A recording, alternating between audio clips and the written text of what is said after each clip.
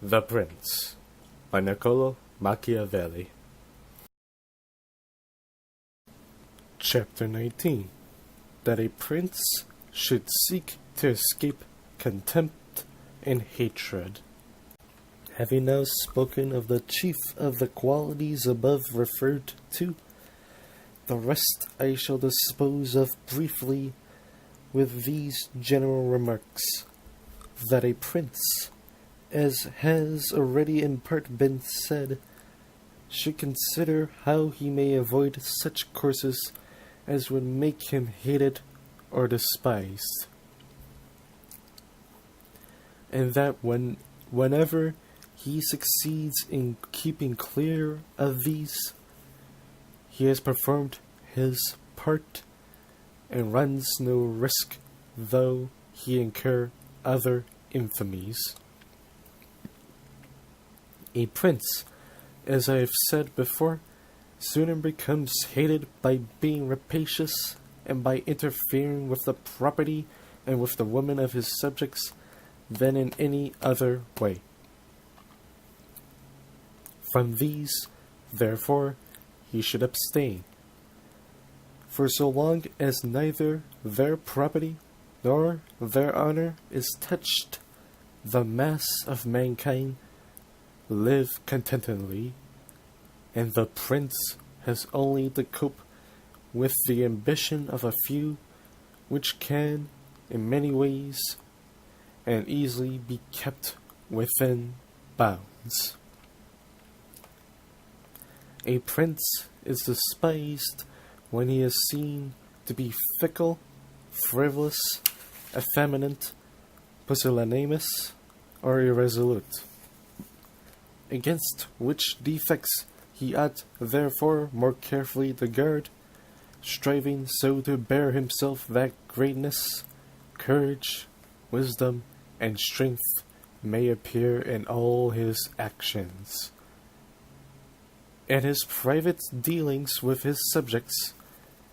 his decisions should be irrevocable, and his reputation such that no one would dream of overreaching or cajoling him. The prince who inspires such an opinion of himself is greatly esteemed, and against one who is greatly esteemed conspiracy is difficult. Nor, when he is known to be an excellent prince and held in reverence by his subjects, will it be easy to attack him. For a prince is exposed to two dangers, from within in respect of his subjects, from without in respect of foreign powers. Against the latter he will defend himself with good arms and good allies, and if he have good arms, he will always have good allies. And when things are settled abroad, they will always be settled at home, unless disturbed by conspiracies. And even should there be hostility from without, if he has taken those measures and has lived in the way I have recommended, and if he never abandons hope, he will withstand every attack, as I have said was done by Nabis the Spartan.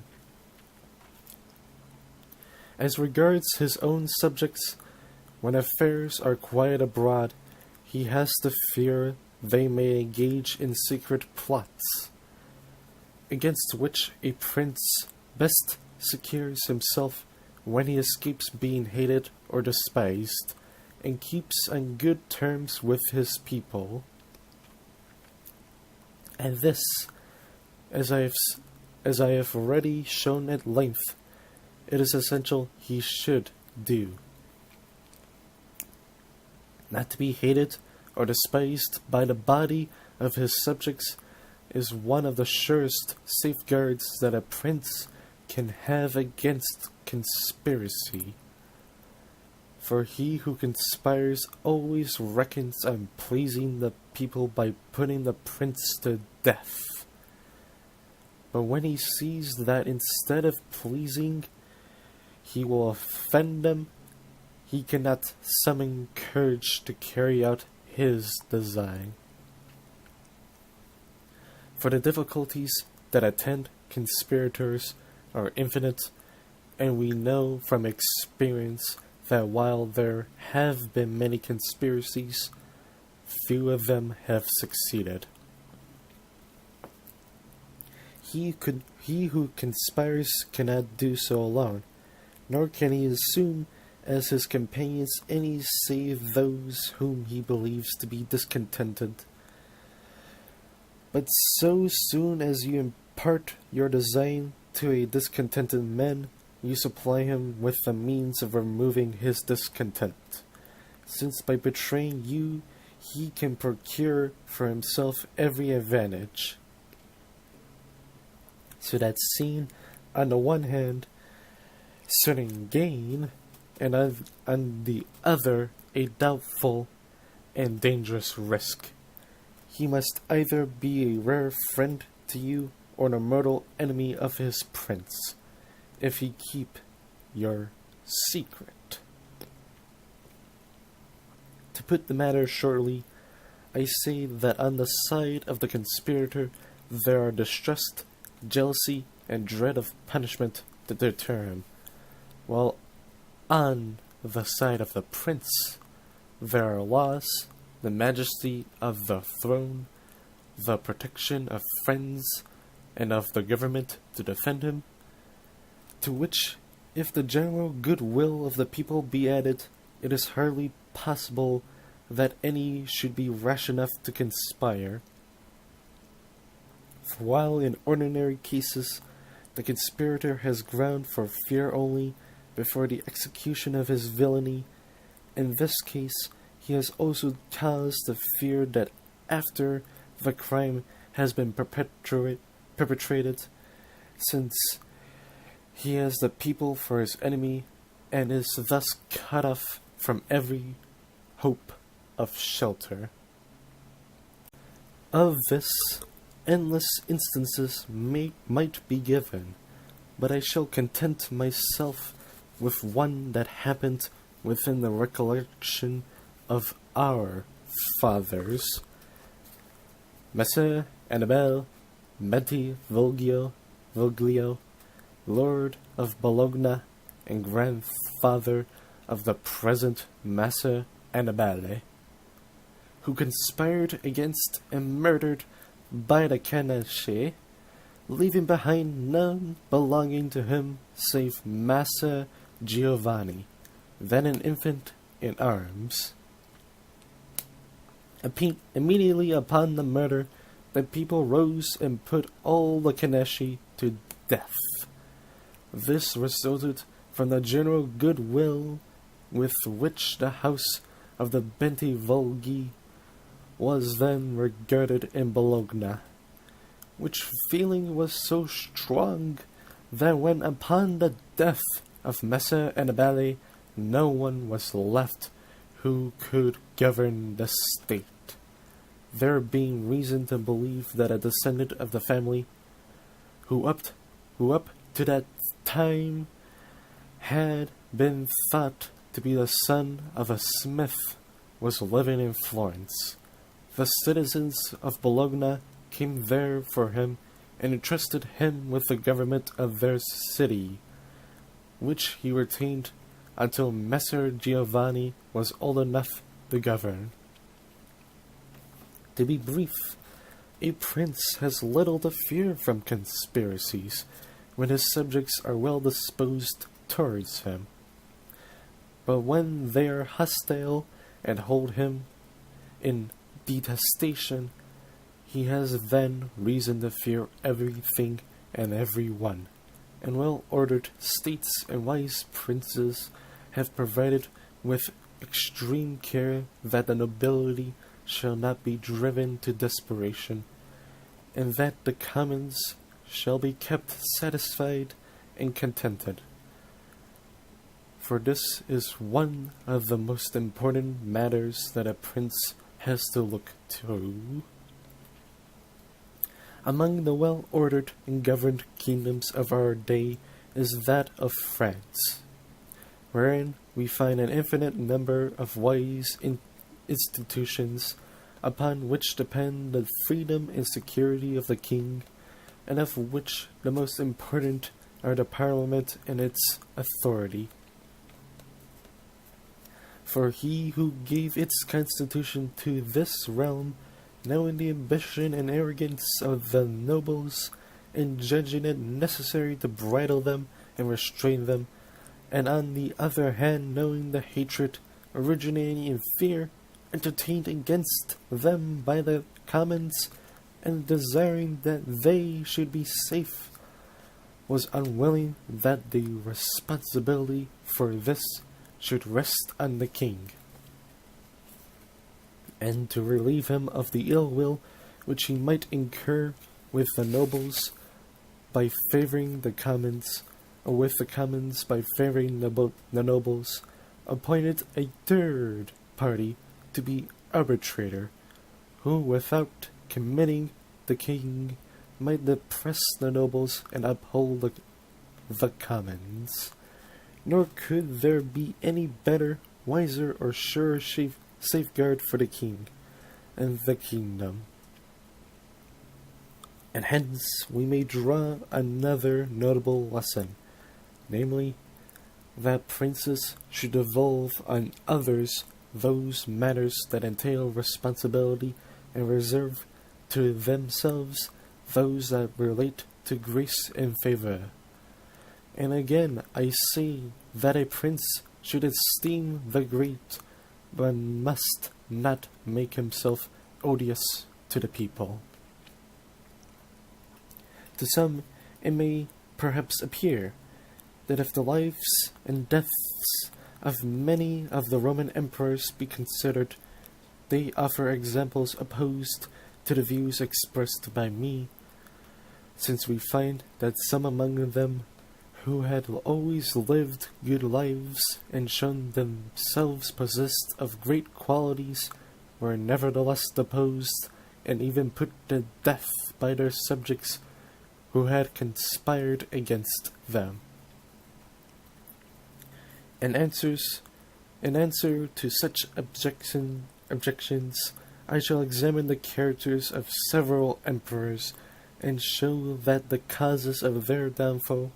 were in no way different from those which I have indicated. In doing this, I shall submit for consideration such matters only as must strike every one who reads history of these times. And it will be enough for my purpose to take those emperors who reigned from the time of Marcus the philosopher to the time of Maximinus, who were inclusively Marcus, Commodus his son, Pertinax, Julianus, Severus, Caracolla his son, Macrinus, Helio, Gabulus, Alexander, and Maximinus. In the first place, then, we have to note that while in other princedoms the prince has only to contend with the ambition of the nobles and the insubordination of the people, the Roman emperors had a further difficulty to encounter in the cruelty and rapacity of their soldiers, which were so distracting as to cause the ruin of many of these princes. For it was hardly possible for them to satisfy both the soldiers and the people, the latter loving peace and therefore preferring sober princes, while the former preferred a prince of a warlike spirit, however harsh, haughty, or rapacious, being willing that he should exercise these qualities against the people as the means of procuring for themselves double pay and indulging their greed and cruelty. whence it followed that those emperors who had not inherited or won for themselves such authority as enabled them to keep both people and soldiers in check were always ruined. The most of them, and those especially who came to the emperor new and without experience, seeing the difficulty of dealing with these conflicting humors, set themselves to satisfy the soldiers and made little account of offending the people. And for them, this was a necessary course to take, for his princes cannot escape being hated by some. They should, in the first place, endeavor not to be hated by a class, failing in which they must do all they can to escape the hatred of that class which is the stronger. Wherefore, those emperors who, by reason of their newness, stood in need of extraordinary support, sided with the soldiery rather than with the people, a course which turned out advantageous or otherwise, according as the prince knew or did not know how to maintain his authority over them. From the causes indicated, it resulted that Marcus, Pertinax, and Alexander, being princes of a temperate disposition, lovers of justice, enemies of cruelty, gentle and kindly, had all, save Marcus, an unhappy ending. Marcus alone lived and died, honored in the highest degree, and this because he had succeeded to the empire by right of inheritance, and not through the favor either of the soldiery or of the people, and also because, being endowed with many virtues which made him revered, he kept, while he lived, both factions within bounds, and was never either hated or despised. But Pertinax was chosen emperor against the will of the soldiery, who, being accustomed to a licentious life under Commodus, could not tolerate the stricter discipline to which his successors sought to bring them back. And having thus made himself hated, and being at the same time despised by reason of his advanced age, he was ruined at the very outset of his reign. And here it is to be noted that hatred is incurred as well on account of good actions as of bad, for which reason, as I have already said, a prince who would maintain his authority is often compelled to be other than good. For when the class, be it the people, the soldiers, or the nobles, on whom you judge it necessary to rely for support, is corrupt, you must needs adapt yourself to its humors, and satisfy these, in which case virtuous conduct will only prejudice you. Let us now come to Alexander, who was so just a ruler that among the praises ascribed to him it is recorded that, during the 14 years he held the empire, no man was ever put to death by him without trial. Nevertheless, being accounted effeminate and thought to be governed by his mother, he fell into contempt, and the army conspiring against him slew him. When we turn to consider the characters of Commodus, Severus, and Caracolla, we find them all to have been most cruel and rapacious princes, who, to satisfy the soldiery, scrupled not to inflict every kind of wrong upon the people, and all of them, except Severus, came to a bad end. But in Severus there was such strength of character that, keeping the soldiers his friends, he was able, although he oppressed the people, to reign unprosperously to the last, because his great qualities made him so admirable in his eyes, both of the people and the soldiers. The former remained in a manner amazed and awestruck, while the latter were respectful and contented. And because his actions, for one who was a new prince, were thus remarkable, I will point out shortly how well he understood to play the part both of the lion and of the fox, of each which natures, as I have observed before, a prince should know how to assume. Knowing the indolent disposition of the Emperor Julianus,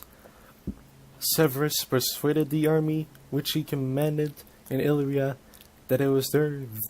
their duty to go to Rome to avenge the death of Pertinax,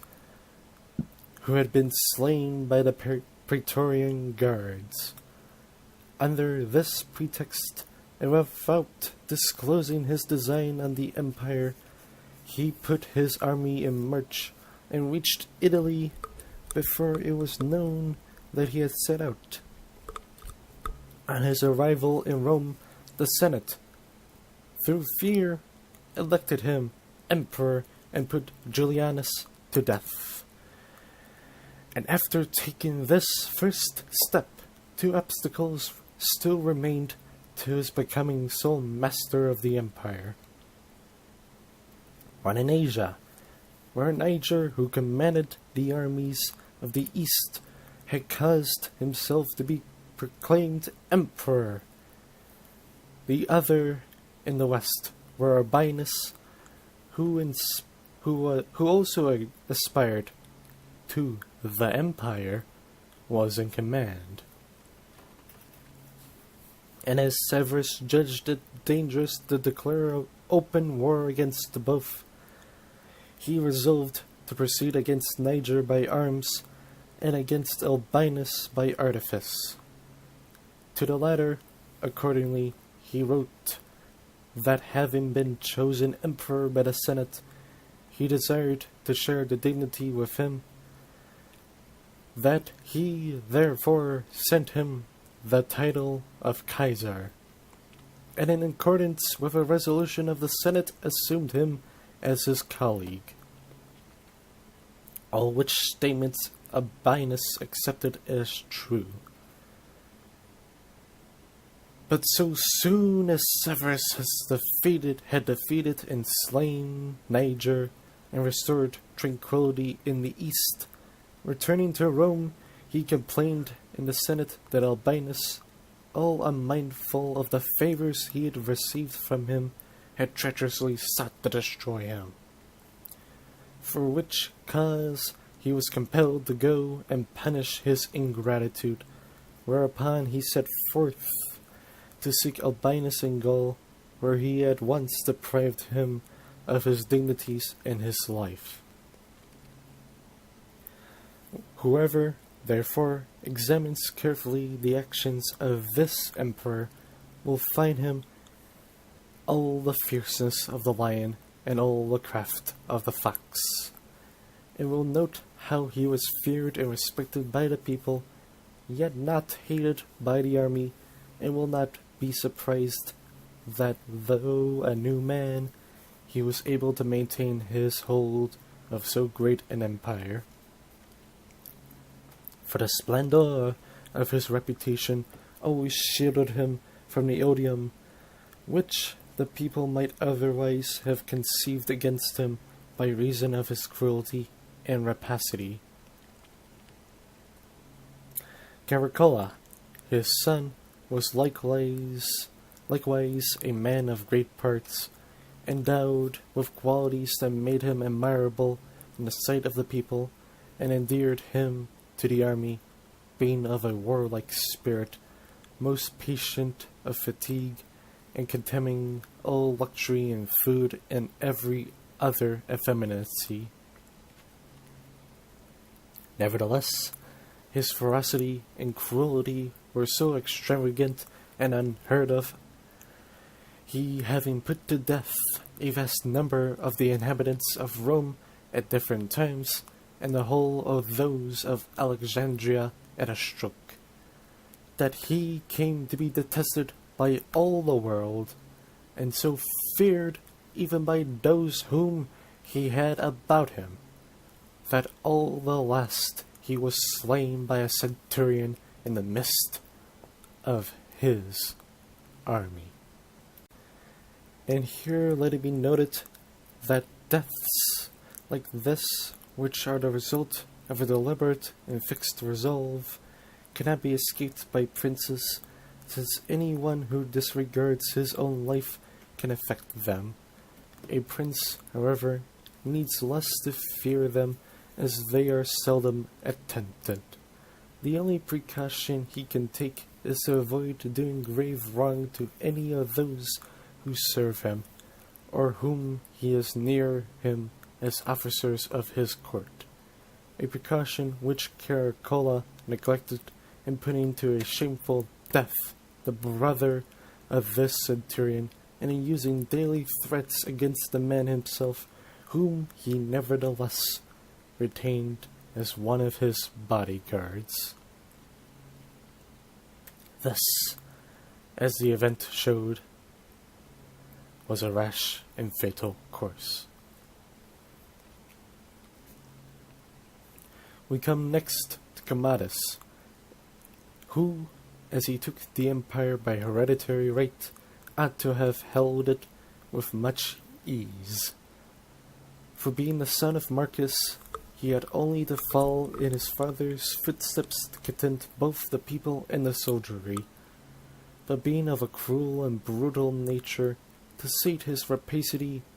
at the expense of the people, he sought support from the army and indulged in it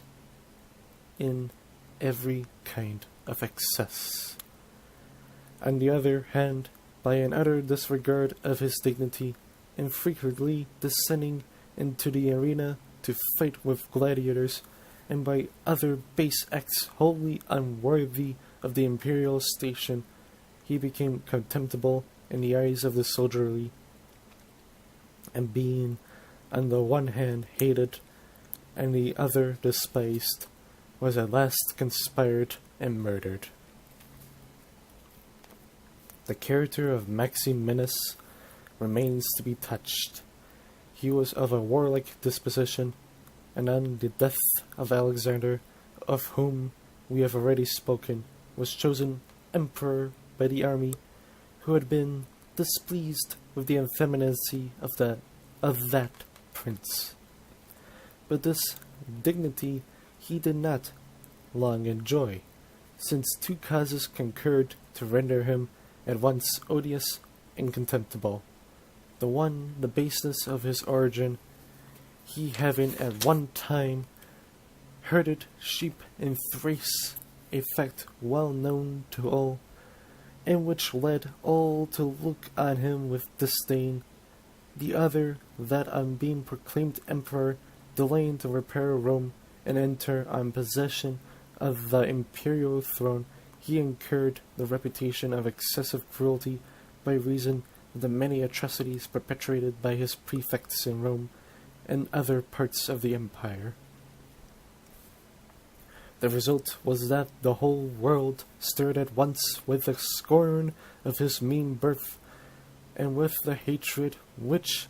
the dread of his ferocity inspired, combined against him, Africa leading the way, the Senate and people of Rome, and the whole of Italy following,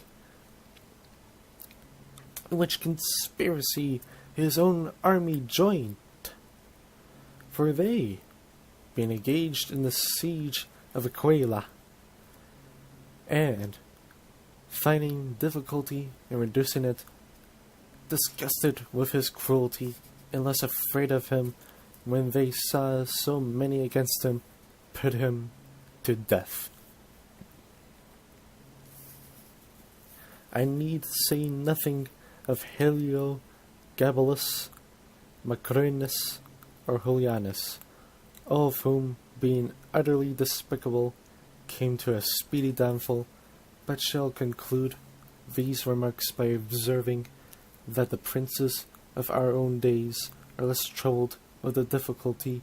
of having to make constant efforts to keep their soldiers in good humor. For though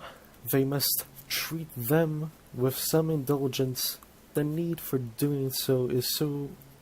soon over, since none of these princes possesses a standing army which, like the armies of the Roman Empire, has strengthened with the growth of his government